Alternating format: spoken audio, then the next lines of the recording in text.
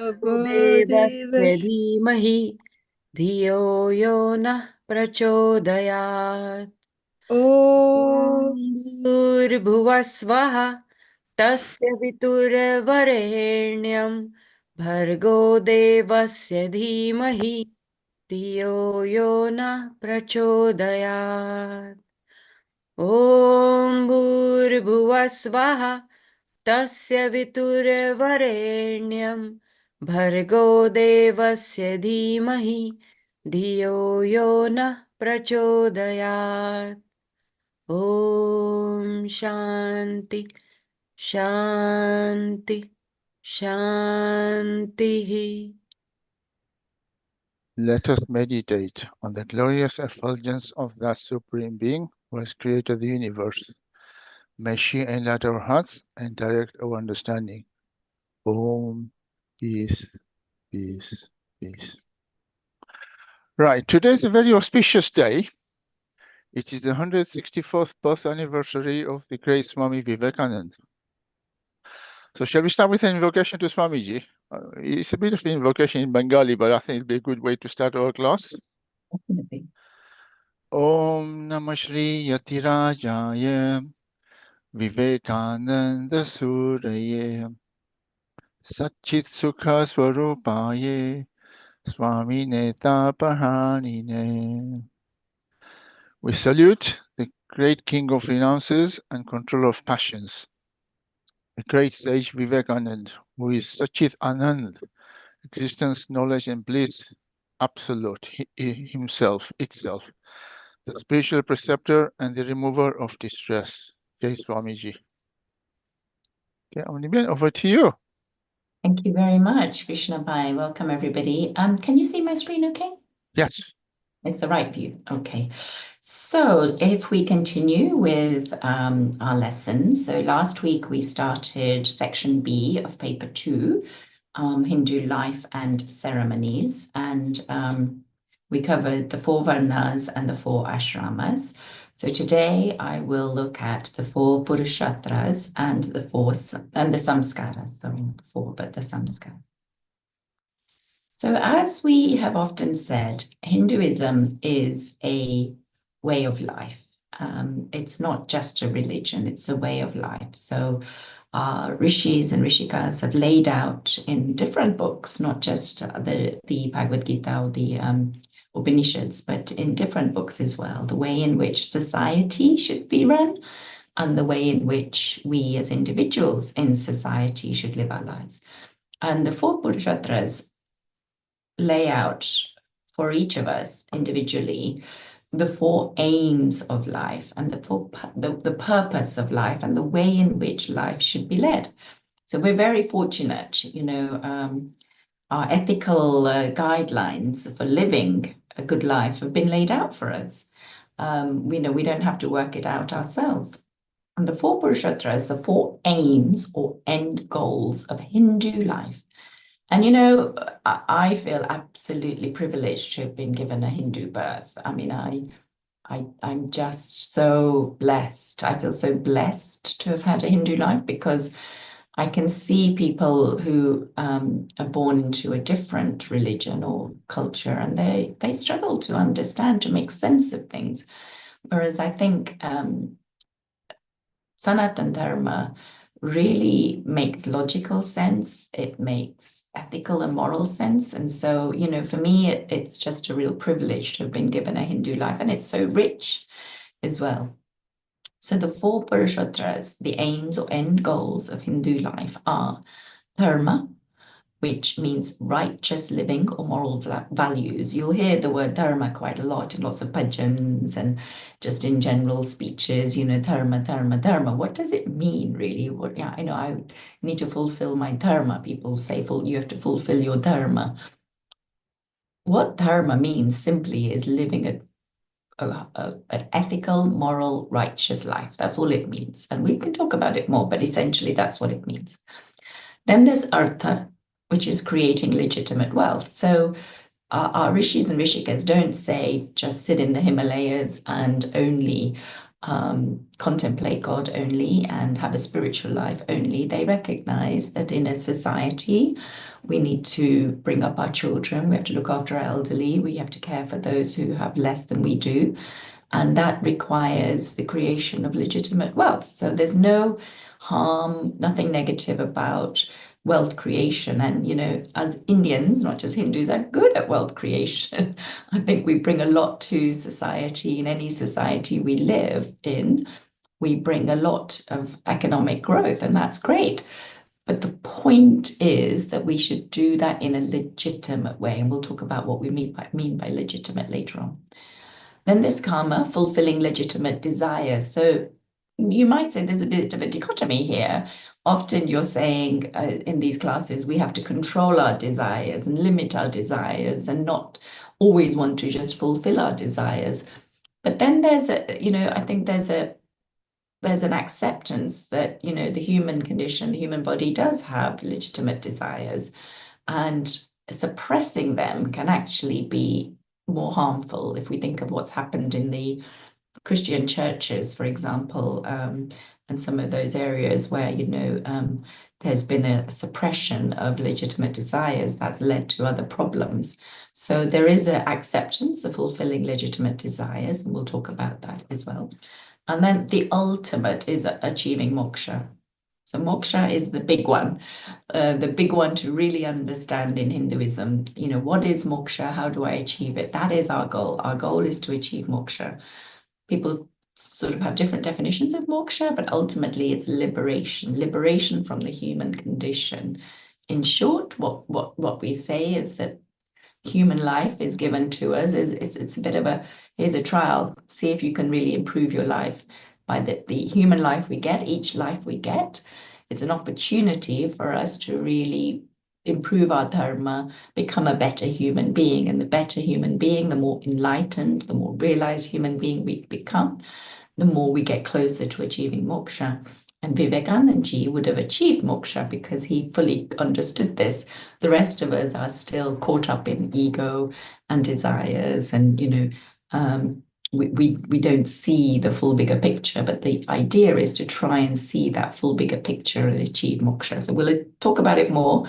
It's the big one to really get your heads around moksha. What is moksha? What does it mean? How do we achieve it? What is it? If you can understand that, then I think you can really understand Hinduism, and it will serve you well for the rest of your life, really.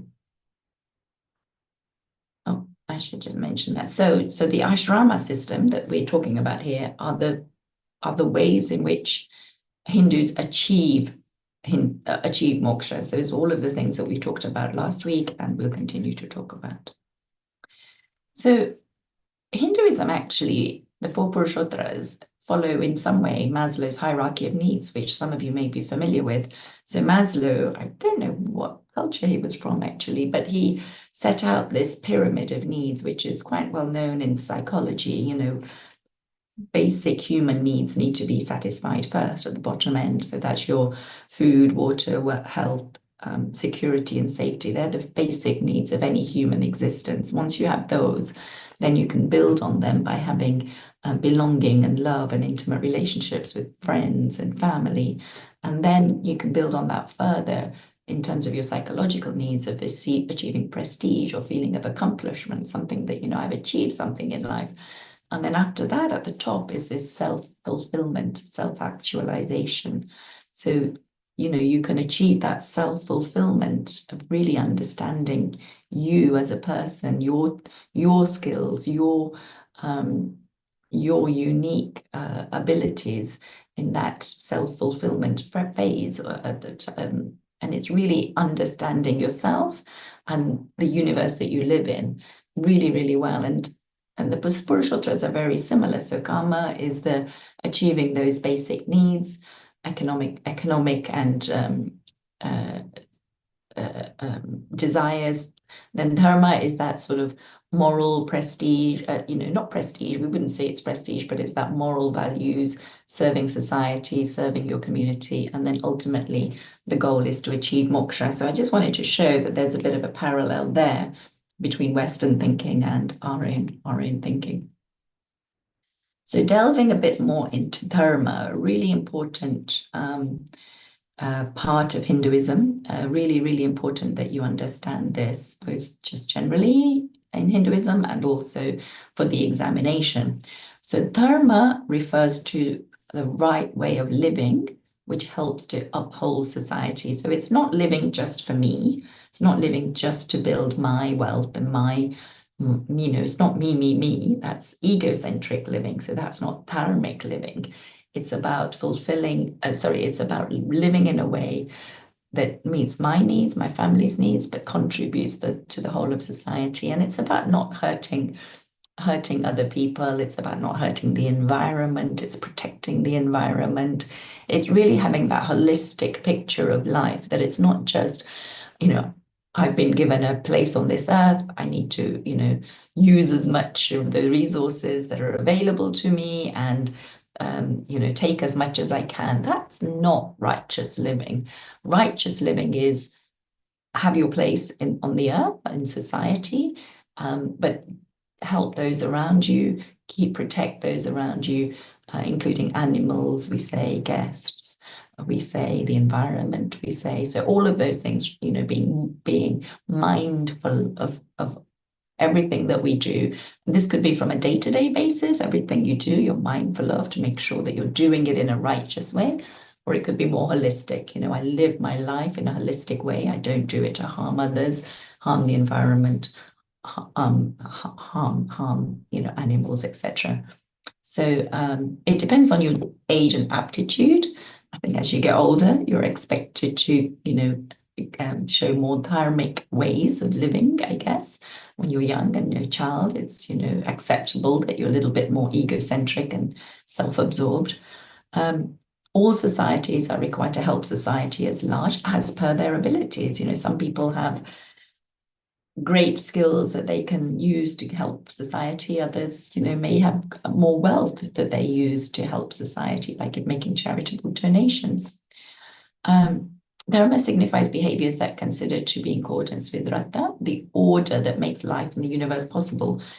If we all live in a dharmic way, then the world exists and spins and works in an appropriate manner. If we don't, if we live in an opposite adharmic way, we pollute the environment, we burn too many fossil fuels, we don't believe in climate change, we, create wars and try and gain territory and land from others, then that isn't making life and the universe possible. This is, I think, Dimple, you've got your hand up.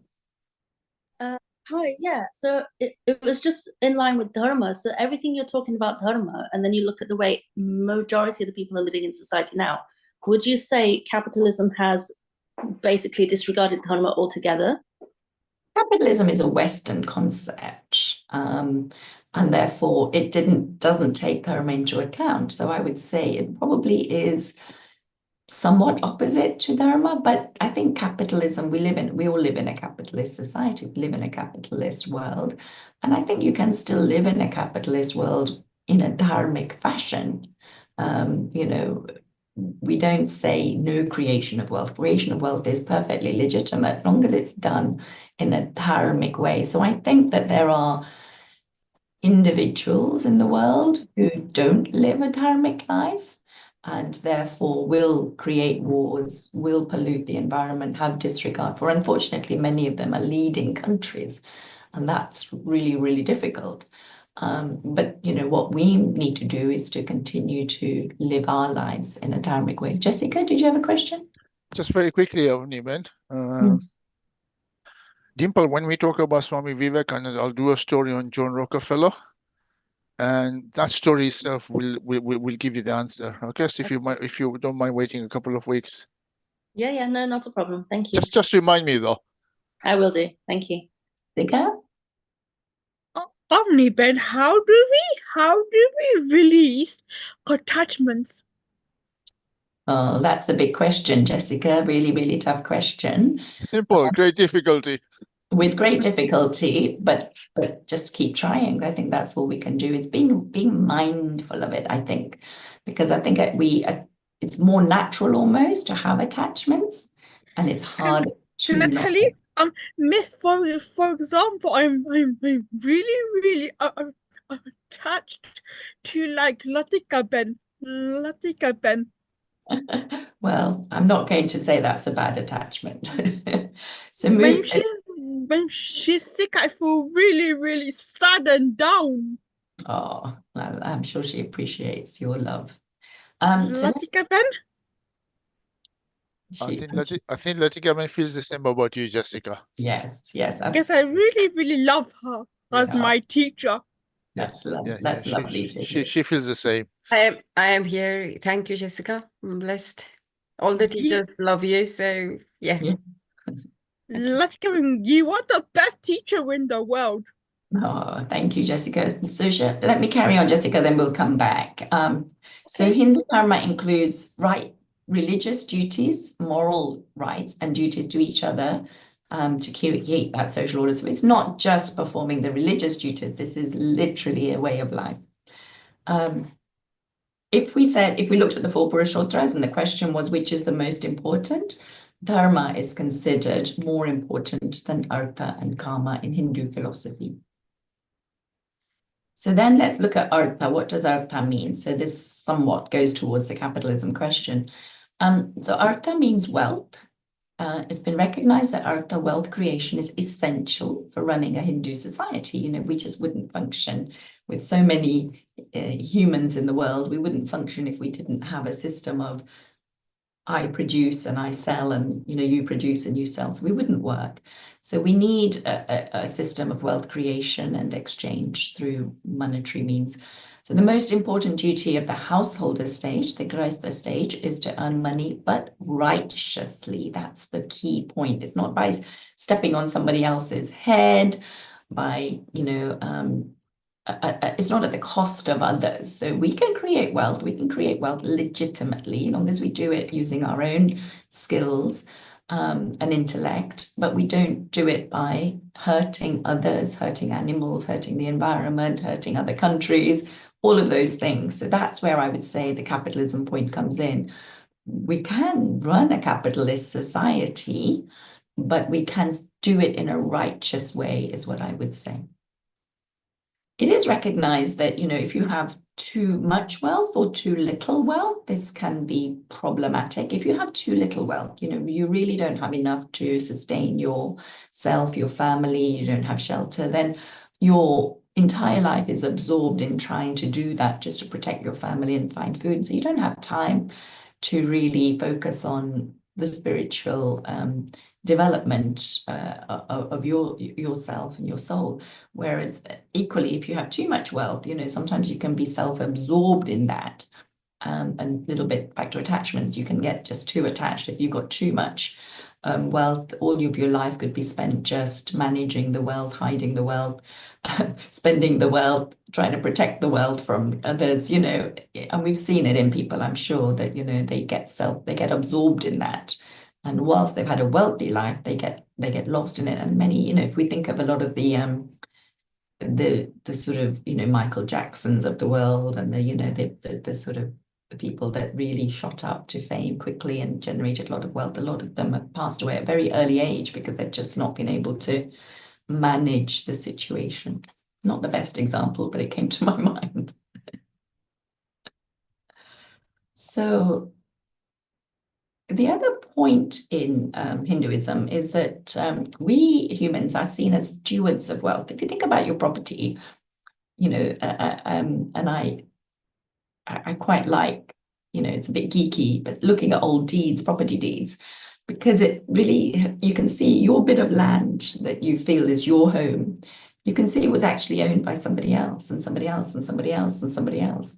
And they thought at that time it was their home, it was their land. But really, they were just custodians, right? They were just guardians for the time they were there. And equally, we are custodians of any wealth, any property that we are given. We are custodians.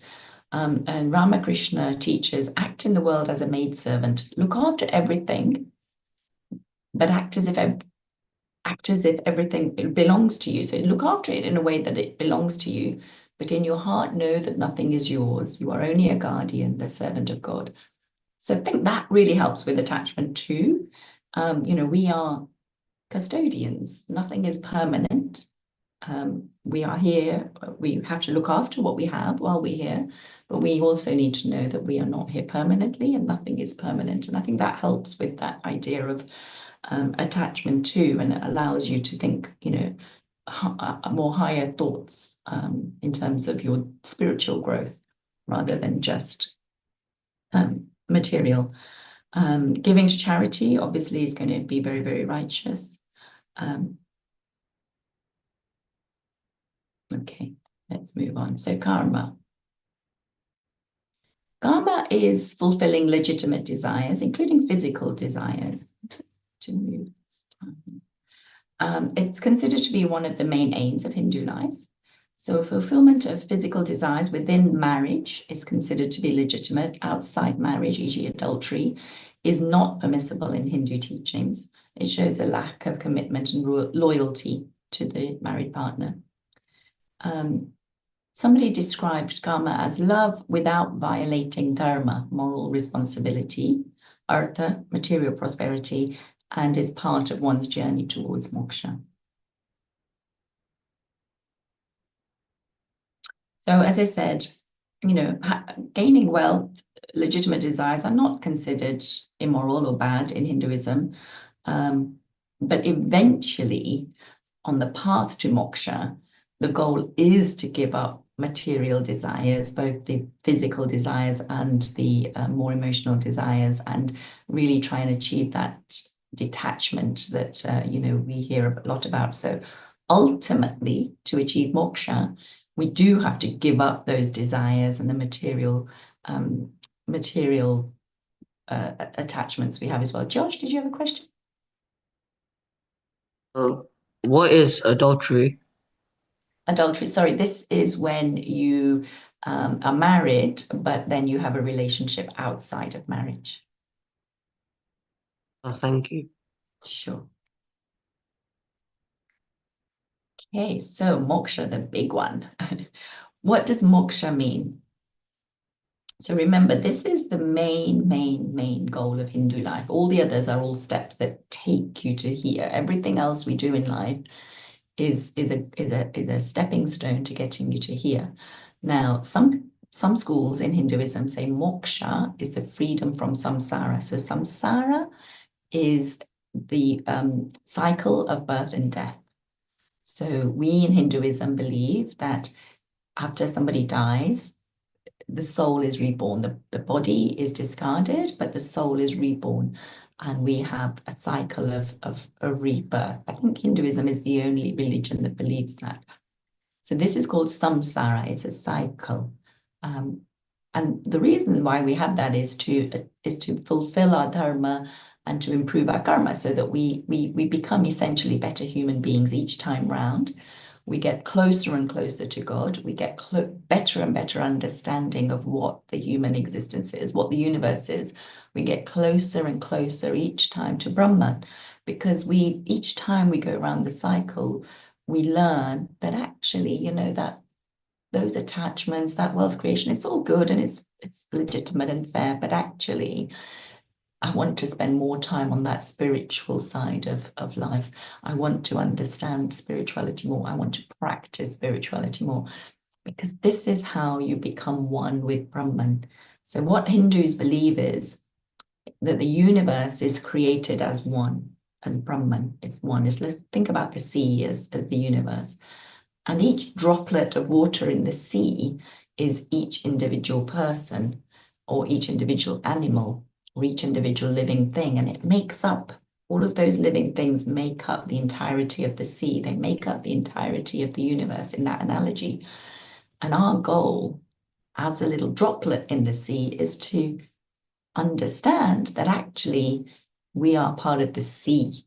We're not just a little droplet. The little droplet may spend its time trying to be the best droplet it thinks it can be without realizing that it's actually part of the sea itself. So we as individuals are part of the universe, Brahman, and our goal is to try and understand that we are one and the same as the rest of the universe.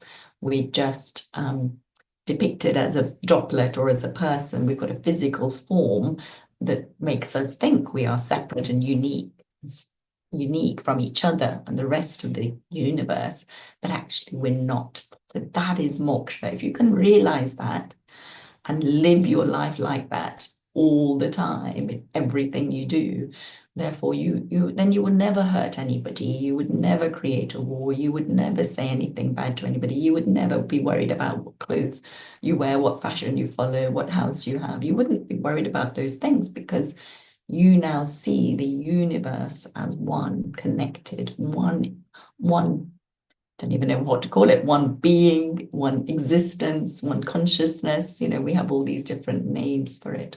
But that is achieving moksha, and very, very few people achieve that. Vivekananda, Ramakrishnaji, they would have achieved that, and therefore they live their lives every day, every moment in that knowledge. Most of us don't live our lives like that because we forget. We feel we're just still droplets, we're individuals, but we forget that we're part of one universe. And samskara is a way to improve on that every time we get a human life. And we're very lucky to get a human life, right? We could all have been born as animals.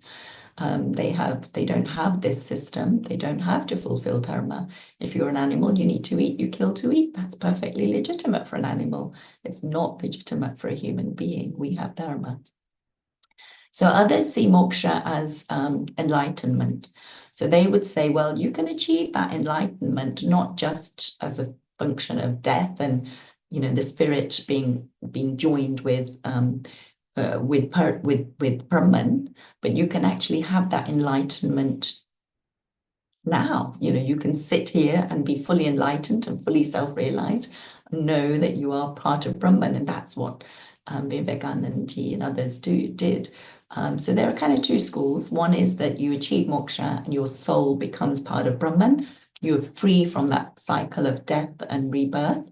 Others say you achieve enlightenment by knowledge of what the universe really is and what your part is in that universe. And you can live a human existence but still be enlightened. So two slightly different, separate thoughts, but both fully valid.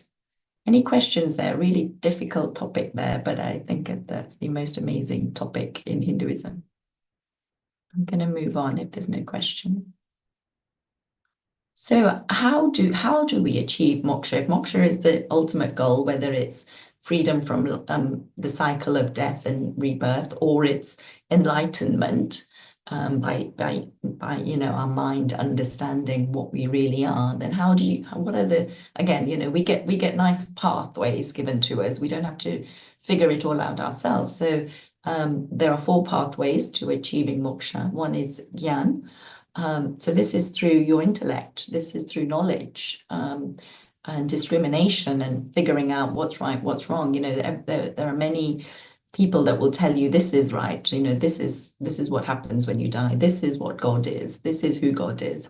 People will tell you all sorts of things in the world, and you've got to figure out for yourself what is right and what you believe is true.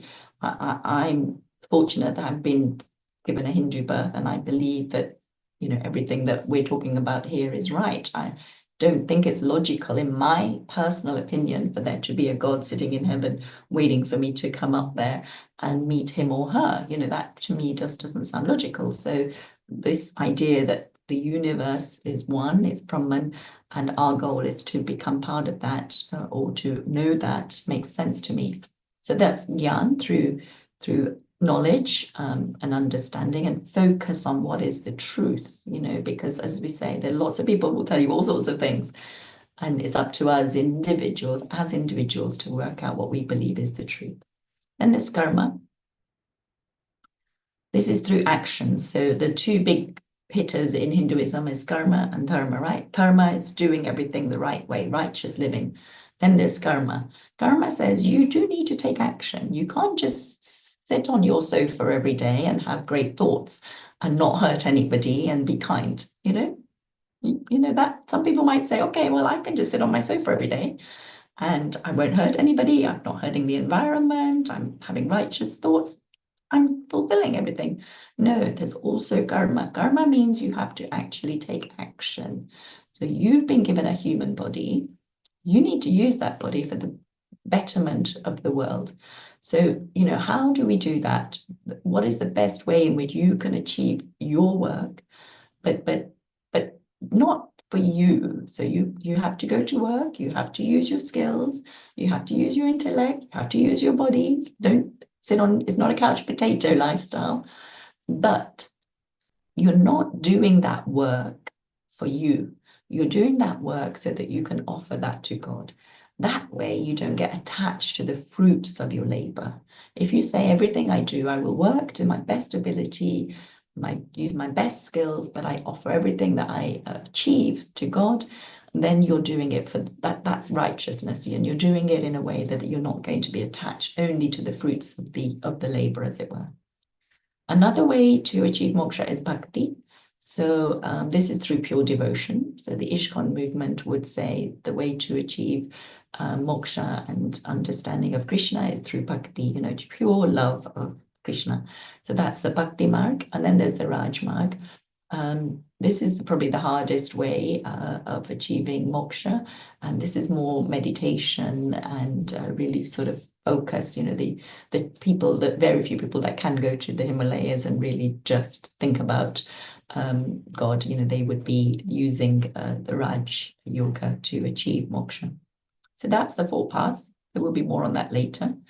Which goal is the most important? Well, I would say dharma. Because without that, we can't really have a functioning society.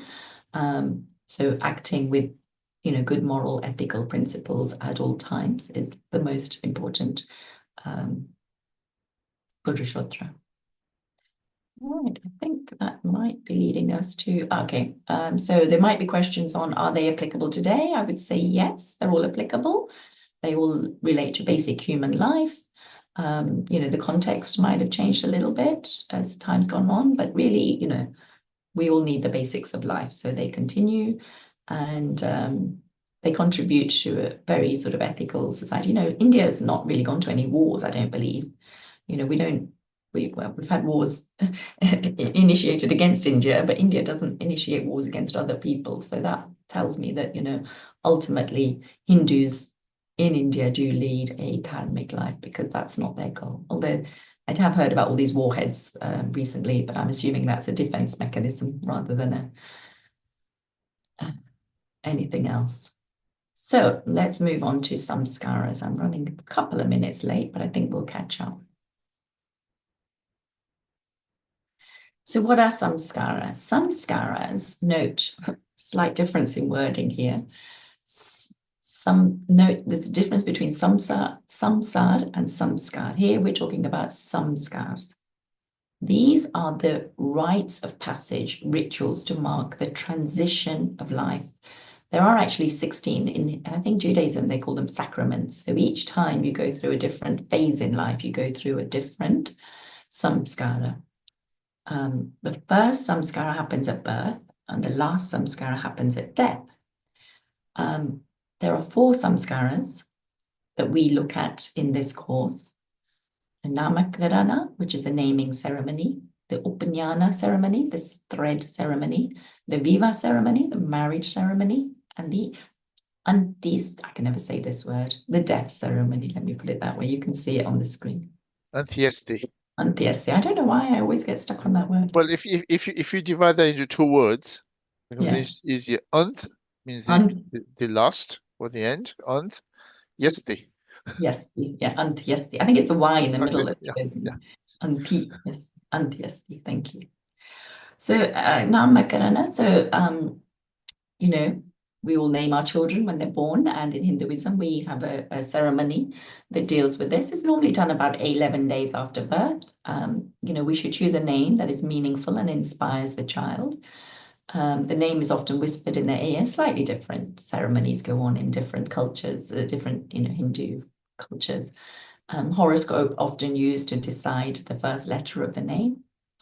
Why 11 days? Well, you know, when the baby's first born, the mother's been through a tough time and the child is still, you know, prone to infection. So we wait a few days for the mother to recover and the child to be a little bit stronger. So, you know, then there's a nice party just to celebrate the child's birth and the naming ceremony. So it, you know, it's a nice ceremony, nice ritual, and I think it still takes place in most households these days. The next ceremony is the upanayana ceremony. Now, this one is probably less prevalent these days. Now, the upanayana ceremony was generally when the child entered the brahmacharya stage. You remember last week I said very early years, it's all about play and, you know, being close to mum and dad, etc. And then about the age of 9 to 11, it's thought that the child really should now focus on some spiritual learning, some teaching, education. And this is what this stage marks. So these ceremonies, you know, we have a lot of ceremonies in Hinduism, and you might say, why do we have so many ceremonies? Well, really what they are there for is to mark a change in your life. And if you know, sit down for a few hours and go through some rituals and some practices, you know, you will feel a sense of something's changed here. And that's what this is about. It's a change to say, okay, you've had your playful time. Now it's time for some study. And as we said last week, you know, they should practice celibacy. This runs up until the householder stage. So it's quite a long stage, but this is where the child learns, you know. And traditionally, this is where they learn the scriptures. But nowadays, obviously, in schools, they learn everything, not just the scriptures. And the three different people say that the three threads mean different things. Some people say that they mean reality, passion, and darkness, you know, getting away from some and towards others. Others say that they represent your guru, your parents, and God, the three most important, you know, people in a young person's life. So then there's the vivaha ceremony, another big ceremony in people's lives, still happens today. Most people like to have a big Hindu wedding. Hina, there's a question there. Yes, namaste, everyone. I'm just wondering about the thread ceremony. Was that restricted to just Brahmins? No, don't believe so. Okay. Krishna. Something I've learned today. Thank you. Can I just add something to that? The upanayana ceremony, although for a while it's said that only boys can go through this, but in Vedic times, even girls used to go through the ceremony because nobody can say girls are not entitled to education. But unfortunately, this was lost and never regained after the Islamic invasion, where they used to abduct young girls and sell them as sex slaves and all that. So the parents, in trying to hide the girls away, stopped a lot of the practices that the girls used to go through as well. So maybe it's time to revive this, saying even girls need to go through this rather than just boys alone. Saira, did you have a question? Or Salra, sorry. Sarah Morton, yeah, sorry. Did you have a question, Salra? No, she's shy. Maybe not. Yeah. So the next, oh, there's two more raised hands. Are they still raised? Ushma? Ushma Vasant. Yeah, you know, the first one, the naming ceremony, in some Gujarati cultures, we have it on the 6th day. We call it Chatti. Yes, that's And, right. you know, we have we don't do anything on the 11th day significance. You know, we start Yes, that's right. diya and go to the temple and things. You know, for the 11 days, we regard. You know, we pray. But I think the 6th day we believe, you know, the Chatti, and the Chatti goddess comes to the child's house and writes their future. Yes, yes, yes. In different parts of India, there'll be slightly different variations on each of these ceremonies, absolutely. Ushma? No. Okay. So the vivaha ceremony, the marriage ceremony, again, this marks the transition from the brahmacharya stage to the grihastha stage. So it's a long ceremony. You know, people often say, why is the Hindu ceremony so long? Well, it's a big change from being, you know, single, thinking only of yourself, partying as they do these days, go on their gap years on their own, traveling like Krishnabai did, backpacking around the Himalayas. You know, you could do all that in the brahmacharya stage. But then, you know, parents said, okay, Krishna, you need to now settle down. So they had a very long vivaha ceremony, 3-4 hours. And this will hopefully impose quite a, you know, this told you this is a big change. This is a big change, you know, and each and every step of the ceremony is symbolic. It will vary depending on local customs, but there are a few basic guidelines. The bride's father offers the hand of the bride to the groom. Even that happens in English cultures. This is quite common. There's a havan, a sacred fire, and the havan is seen as the witness. So, you know, during the ceremony, you are making vows, you're giving promises to one another, to one another's families, to society, that you're now going to live this grihastha lifestyle, that you're going to protect society, all the things we talked about last week.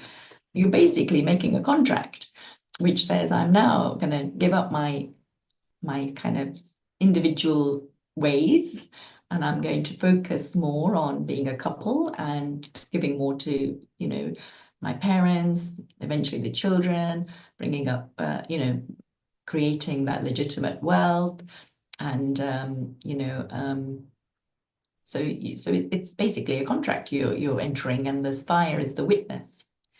They offer grains and butter, purified ghee to the fire to obtain blessings of higher beings. Bride and groom walk around the fire 4 times, and each time they are, again, it's like taking your vows. It's like, you know, agreeing to your steadfastness in your duties going forward. Couple takes 7 steps together, each representing health, wealth, strength, children, happiness. So it's a lot of symbolism in each of the parts of the wedding, and often people explain this. The wife marks her forehead with red powder, kumkum, again symbolizes that she is now married. And the 4 going around the fire 4 times represents the 4 purusharthas that we've just talked about. Dimple, did you have a question? Hi, yes. This is probably more of like a sexism point of view question. So the wife has to mark her forehead with the kumkum, and then they wear Mangalsutra. I don't know whether that was a more modern addition or whether that was also back when the Vedas were there. What did the men do to symbolize they were married? Was there ever a thing that then got lost in time, or? I wouldn't be aware. Krishnabai, Vijaybai, are you aware of anything? No, nothing. The only thing I would guess is that the man has to go and earn money to keep the wife happy.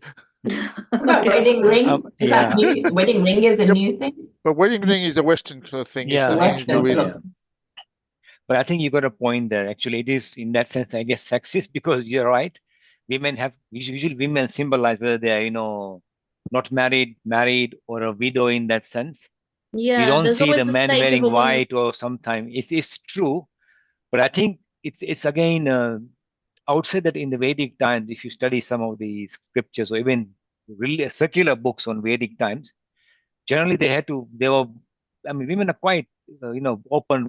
They could walk freely everywhere. If you look at all this, even in the Gupta time period, if you look India, women were pretty independent in doing things what they wanted, and men were. But men generally wore didn't very variation of clothes. Generally wore, maybe if you're rich, you wear silk, something like that, yellow colors. But choice has always been narrow for men, usually white or some variation. But women had a much more variation of clothes. Yeah, I don't know. I can't say how they thought in Maybe, those times. yeah, I'm kind of just guessing, but maybe the symbolism that women kind of show that they're married was, it could have been a demographic thing. You know, if through history, there's always been more women than men, because men go out to fight, they go out to wars. Yeah, true. You know. And so maybe, you know, the numbers were imbalanced. There's more women that need husbands than husbands that needed wives, and so therefore symbolizing, hey, I'm kind of taken. maybe.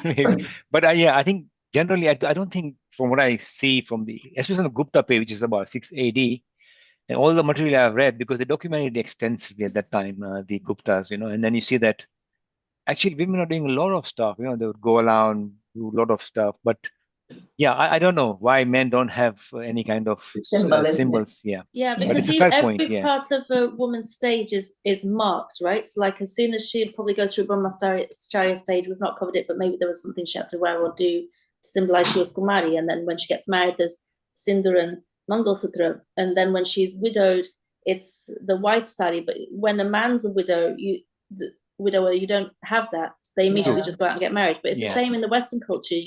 A woman is called a miss, a Mrs., a Ms. if she's divorced. Yeah, Whereas men are just always Mr. They never change. Fair So point. I think women have to have that identity, so society knows where to place them. But men don't have to live by that rule. I think for so I was marriage, just wondering, was it a bit more fluid in that time, or was it the same? I think you're right about getting married, but again, the ashrama is very clear marked. Yeah, men do. You can see when he's a Brahmin, they had, I guess, choti, or the way they wear the clothes. Even they had actually, interesting speaking, when you are a student, you tie a thread of silk, not silk, but of a sisal, thread around your dhoti or whatever, and they had different kind of clothes. When you go to one per stage, you wear simpler clothes, and you go sannyas is totally different again. So in that case, there were, but for marriage, I'm not aware. So you got a fair point there, yeah. But regarding the ashrama systems, there was clearly a markation on how you look or what you wear, on how you present yourself was there for men. I think more for men than women at that time. But yeah, it's something historical. We can't identify as to what were the reasons and how society was structured at that point. But you got a fair point that men did not have that, which is, yeah, in a way you could say sexist. I agree with you there. Another possible explanation, again, it's just me thinking now, is that during and after the Islamic invasion again, the Muslims did not abduct married women. They did not touch them. That is true. It was rule. So maybe it was a way of saying that this woman is married, do not touch her. I'm guessing now, but no, there's a clear verse in the Quran which says that married women are not permissible. There's some bizarre. So now what I'm saying is that may be a reason why women were more marked as married. Why you demonstrated visually that you were married. Yeah. Okay, we need to move on. Nikesh, did you have a question? For the when you get the upanayana done, you wear 3 threads, and when you get married, don't you put 3 more on? So that symbolizes marriage. You might change them. That is where things have gone wrong. Ideally, you should wear the janoi after the upanayana stage. Most young people today don't go through that stage. Very few do. And the pujaris will always say, yeah, you have to have a janoi before you can get married. So it's making a mockery of the system, saying, you're now a celibate, and you're a celibate for the next 4 hours. I had that, Krishna Bhai, you're right. When I got married, the pujari said, you do janoi. I said, what are you talking about? He goes, well, you have to go to the brahmacharya stage before you can go to grahastha stage. And I said, what is this? But actually charged me extra to tell you there for the janoi ceremony. You got 2 ceremonies, yeah. So there you go. Okay, so going to the Antim Kriya stage. Antyeshti, as Krishna Bhai clearly said, which respectively means last and sacrifice. Together, the words mean last sacrifice. Similarly, the phrase Antim Sanksha literally means last sacred ceremony or the last rite of passage. This is the final rite before the body's outer garment is cremated. We see the body as an outer garment, and therefore we cremate the body. We don't bury it. We don't have a system where we bury the body and we go and visit the body, because for us the body is just like a garment. We've discarded it. We'd never keep a garment forever, would we? The soul continues on, so therefore we never bury the body. We always cremate it, ashes to ashes, if you like, going back to the earth. And we never say rest in peace, because the body is not resting. The body has been cremated. It's gone back to being part of the earth, and the soul has continued its journey either towards moksha or to through to the next life. It's been reincarnated. So we never say rest in peace. We might say, may your atma have peace, because what we want the soul, the atma, to have is peace as they continue in their journey. Or we may say, may your atma achieve moksha, because we want the atma to be released and liberated from the cycle of death and rebirth. So what do we do at the last rites? We still respect the body, we bathe the body, we clothe it, put it in a coffin. We don't need to have the best, most expensive coffin in the world. We really don't, because it's going to be cremated with the body. So really no need for that. More important is for the Gita to be chanted, so that those words are continually, heard by those that remain. And the eldest son or male relative usually lights the fire for the cremation, and the ashes are then collected and scattered in running water. It doesn't have to be the Ganges. Traditionally it was Ganges, but as long as it's running water, then that's what we believe in. So then you may hear some questions in the exam on, how are these relevant to current life? Dimple, did you have a quick question? Sorry, I'm full of them today. I just wanted to, it's just because I've been trying to keep up with reading and everything. And one of the things I read was that in the olden days, they were worried about hygiene, and also possibly thinking about how do we bury this many people. So that's why they brought in the cremation. And then the article that I read was that people then used to, because it was only men who were allowed there, then they used to go into quarantine for 14 days after. So is that something that's still practiced now? I've never been to a funeral in India, so I don't know. Well, I don't know about ever burying. I think that would be unusual if we ever buried. I think that's probably incorrect. No, I don't think they ever buried, because I think there was this always thought of like, how do we bury this many people, population? Yeah. And also, as we say, the body is just a garment, so there's no sense in burying. It makes much more sense to cremate, to burn the body. But you're right, yeah. Sorry, sorry. Yeah, sorry. And the 14 days makes sense from an infection, disease perspective. If there was less hygiene, we don't know what the body died of. It may have had, illness, and therefore the family members would, that's why there's always this, have a bath after the funeral, partly because of the ashes, because it's an open cremation in India, right? So makes absolute sense to have a bath after cremation in India. And then there's this infection risk, so the 14 days makes sense from an infection risk, and also just from a grieving perspective. So not so much quarantine, but maybe not go to work. And, we have this period of 13 days, don't we, before we resume life as normal. And that's really to help the grieving family come to terms with their loss. Sorry, Vijay. Now, there's a couple of combinations of things, obviously, because, I think earlier somebody mentioned about the naming on the 6th day. I'm from the Gujarati community as well. I'm a Kachi Patel, and we don't name after 6 days, because 10 days the mother is with the child. Nobody's allowed to go near them because of, it's very sensitive. 11th day only usually, or the next bright day of the moon or something. So 10 days we don't name at least in our community, because child and mother are kept secure, and disease and what, as you mentioned, Tiben, that all this can happen. So we give them 10, and then we name. We still do a chatti ceremony, but in a way that it kind of makes sure the baby is safe, right? So it varies from community to community. And I think in the modern times, these are all rules and regulations. Remember, Hinduism is a living religion. Yeah. These things can change. They don't have to be fixated. You can change it as time goes by. So as you said, the idea of sindoor, if you don't put it today, nobody will tell you anything. It's not a sin not to put it anymore, because we move with the times. Hinduism is designed like that. It's a living religion. Yeah, it's a very good point. In exams, you can put that as well by that point. Yeah, it's a living religion, so these rituals will change, and yeah. So this is exactly it. So you may get a question, comment on past and present samskaras, and some things have remained, like people still like to have a wedding ceremony, but is it the same as it used to be? It's often a destination wedding. It's all about the clothes. It's the photo shoot. So maybe it's changed. Less focus on the actual the vidhi, the actual steps and the vows that are taken.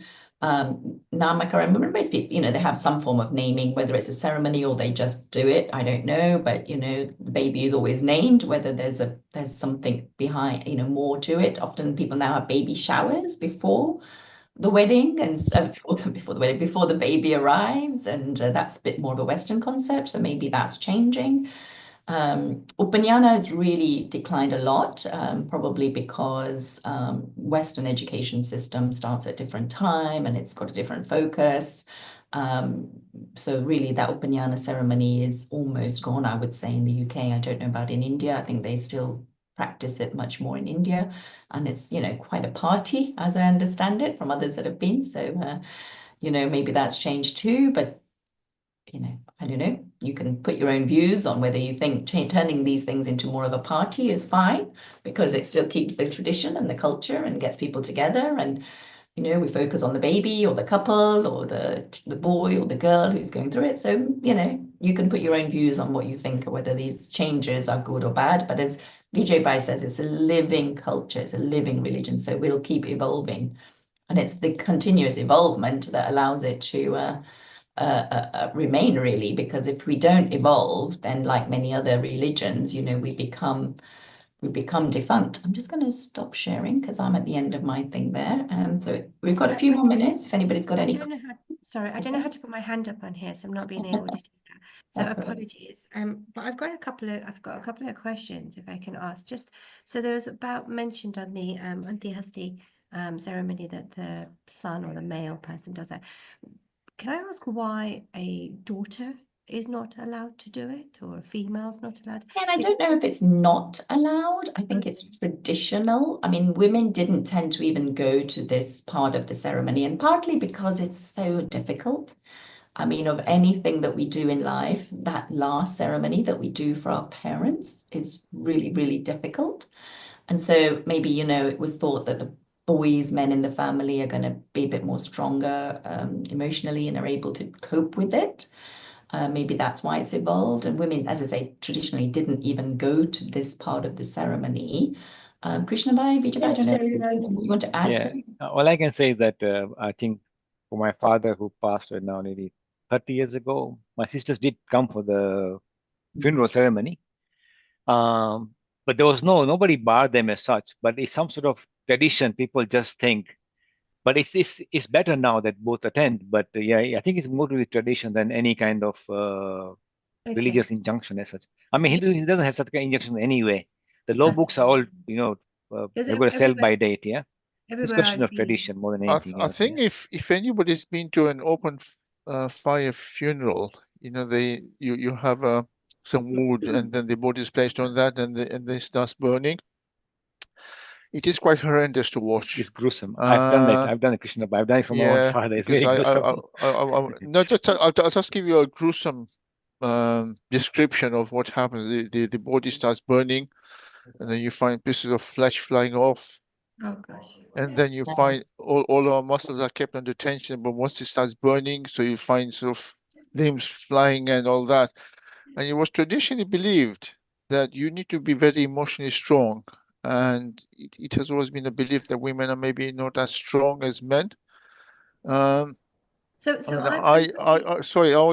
go on. No, I was going to say, so I was probably more referring to also like in our Hindu, there's not, as I think when you mentioned 12, 13 days of ceremonies, and I think normally on the 12th day or the 13th day, they carry out certain ceremonies as well. Yes. And I've only ever seen male being able to do that. And I was just wondering, what would a household do if they didn't have a son? Right, I'll give you an example of our own family. One of my sister-in-laws, there are only 5 sisters, no brothers. And when both their parents died, it is them, the sisters, who carried out all the ceremonies. There was no issue. Be allowed, but basically, I think in the sort of Baramo Dharma ceremony that we do at the end, that really should be everybody, because there's the sort of a marking the end of the formal grieving period. So really no reason for that to be the boys only. You will always find some pujari who tries to stick to these things, and you have to challenge them, and they always back off. They always back off. When you challenge them, they back off. Yeah. Okay, that's good to know that. It's just I know there's families are just girls, and you think they shouldn't be, the parents shouldn't feel that, oh my God, you should do it's more an emotional thing, that it's a difficult thing to do. And that's the only real reason. But the other thing I just wanted to add, just for my own knowledge, is basically with all the samskaras that we've mentioned out of the 4, I suppose this is just general knowledge, 3 of them we are present in, but the antyeshti is the only one that is carried out without us being present. It's actually carried out by somebody else. Strictly not true. Strictly not true. Because okay. of these 16 samskaras, the very first one your parents go through is when they're thinking about having you. So before you are even conceived. And then again, if you have the Gujarati ceremonies, you have something called koro. Yeah. So this is when your Before, mother was 5 months pregnant. Again, so it's not just one. There's a number of them where you're I not think present. there's 3 before birth, actually. 3 before birth. Yeah, I can't remember exactly, to be honest. Yeah, It's not We something. don't cover them by the syllabus. Yeah. Do we need to mention those other 12 in No. the No. we don't need to make reference to them, just these 4 only. Yeah. Okay. That is what the syllabus requires of you. Okay. But just going back to the 12th day, I mean, that might be a personal perspective on my part, but anything that's done after death really for me is more for those that are still alive. I mean, it is partly for the person who's died to see them on their way, but really, that soul is gone. Yeah. The soul is gone, it's departed the body. Really, everything that is done after that is more to help with the grieving process of those that remain. Yeah.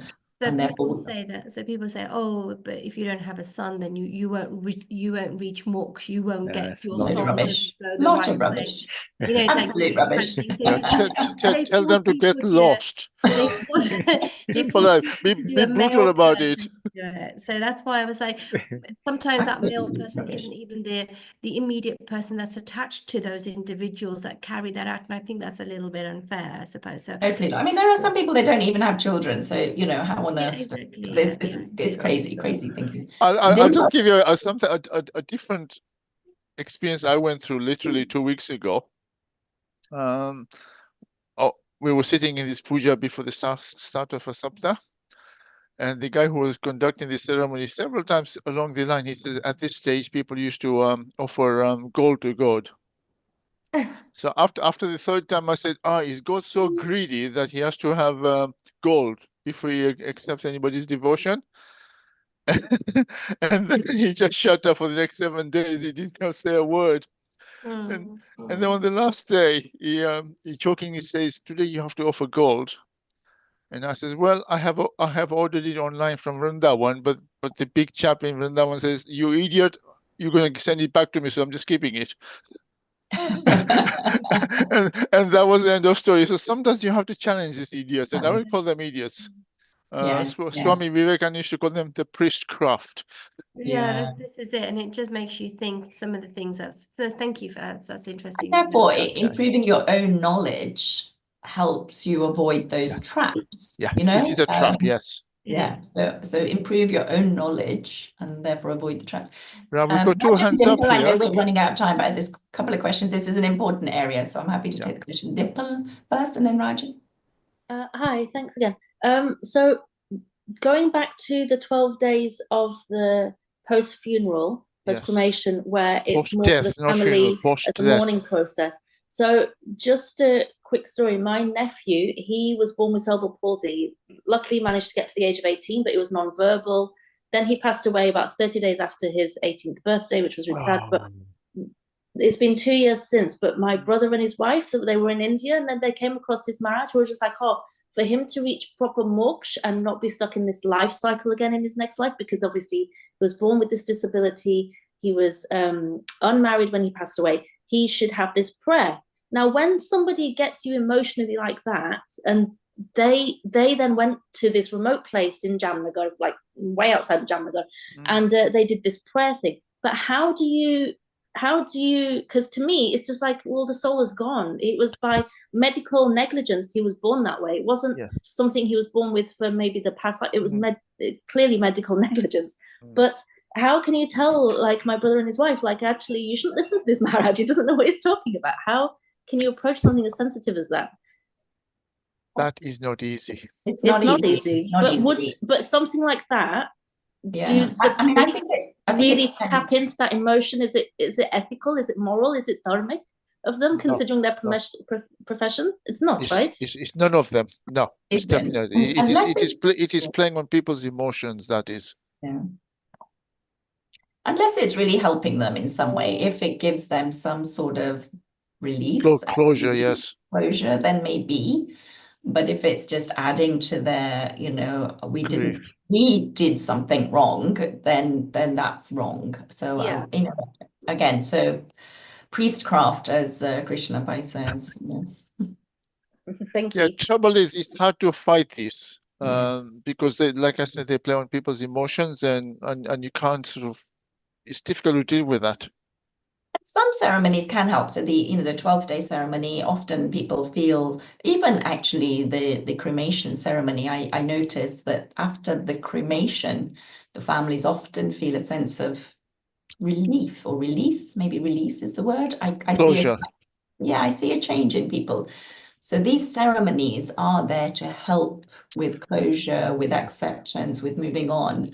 So if it does that, then no harm. But if it doesn't, it's more playing on their emotions, because making them feel guilty for something they didn't do. Even for anybody, when somebody passes away, if anybody that's doing the funeral rites for you, if they're making you feel guilty for anything you've done, not done, just ignore it. It's not right. It's not relevant.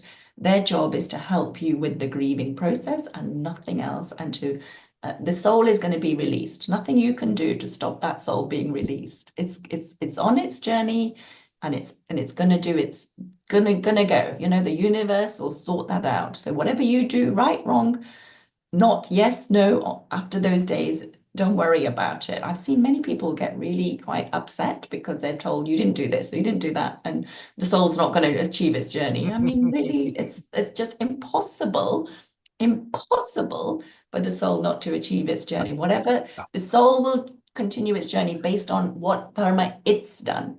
It's nothing about what you do after the death. It's what that soul has done during their life that determines their next stage. Rajan, I don't know whether your hand is up. Yeah, just a quick comment on the marriage topic. There is a practice in southern India where the married men, they wear a ring on the foot, the one next to the toe. So normally women, right, they will look down and men look up. So when women look down, they know that this guy is married, and men will look up and they see the Mangal Sutra and they know that the lady is married. So just to say that it's quite fair and equal. That's nice to hear. I wasn't aware of that. Thank you. No, I didn't know that tradition. Yeah. Do you know what part of India, just to be specific? What part of South India? Like Tamil Nadu, Madras. Tamil Nadu. Okay, Madras. okay, Tamil Nadu. So you're okay. Okay. Yeah. I mean, Tamil Nadu is very rich in culture anyway. What's the difference between samskaras and samsara? Because Avniben, you wrote on the thing, not samsara. What's the difference between the two? Sorry. Krishna, help me. Right. Samsara, in a nutshell, is the cycle of life and death. You're going around in circles. Okay, that's samsara. Samskar is, as you go through life, you go through different phases of your life, and you go through different rituals at different phases of life. That is samskars. Yeah. Our teacher always used to say, think of the cars. The cars is what moves you on from one place to another. That's what samskars is. Oh, nice way to remember it. Thank you. That's a very good way to remember. Thank you. Yes, I'll remember that next time. Samskaras are the sacraments, the different rituals. Samsara is the cycle of life. Yeah, and moksha literally means coming out of that samsara.